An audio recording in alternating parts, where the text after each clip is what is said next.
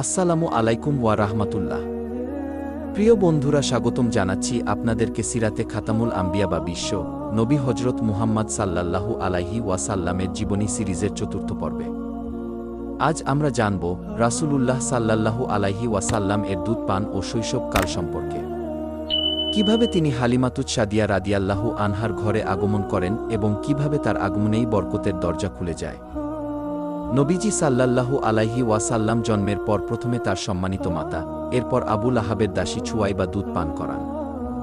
তারপর আল্লাহর হুকুমে তিনি সৌভাগ্য লাভ করেন হালিমাতুস সাদিয়া রাদিয়াল্লাহু আনহার হাতে।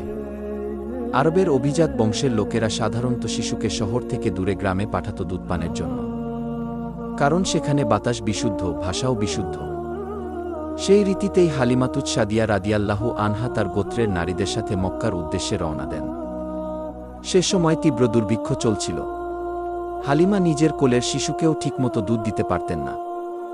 সাথের গাধাটাও দুর্বল ছিল। সবাই বিরক্ত হতেন তার ধীর গতির কারণে। মক্কায় এসে যখন তারা জানতে পারলেন এই শিশু মুহাম্মদ সাল্লাল্লাহু আলাইহি ওয়াসাল্লাম পিতৃহীন এতিম, তখন কেউ তাকে নিতে রাজি হননি। কারণ কেউ আশা করেনি যে এতিম শিশুর লালনে কোনো অর্থনৈতিক লাভ হবে।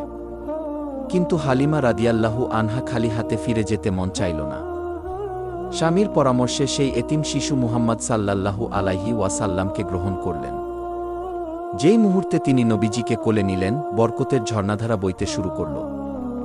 বুকের দুধ এত পরিমাণে এলো যে নবীজি এবং তার দুধভাই উভয়েই পরিপূর্ণভাবে তৃপ্ত হলেন। শান্তিতে ঘুমালেন। উষ্ট্রির স্তনেও দুধ এলো। সবাই মিলে দুধ পান করলেন, শান্তিতে ঘুমালেন।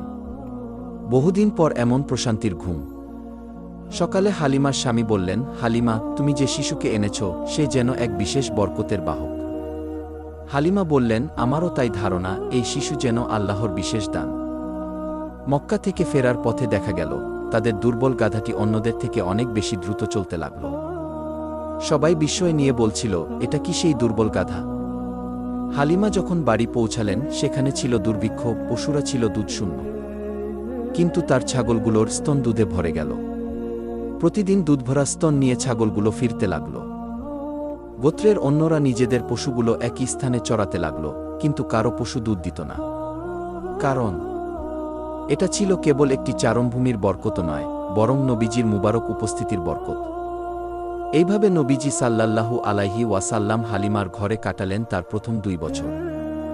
এবং 2 বছর পর হালিমা রাদিয়াল্লাহু আনহা নবীজির দুধপান বন্ধ করেন।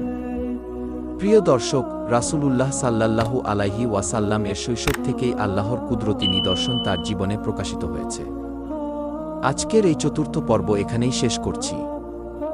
ইনশাআল্লাহ পঞ্চম পর্বে আমরা জানব রাসূলুল্লাহ সাল্লাল্লাহু আলাইহি ওয়াসাল্লামের প্রথম কথা, অর্থাৎ তার শৈশবকালে তার মুখ থেকে উচ্চারিত প্রথম অলৌকিক বাক্য এবং এর তাৎপর্য।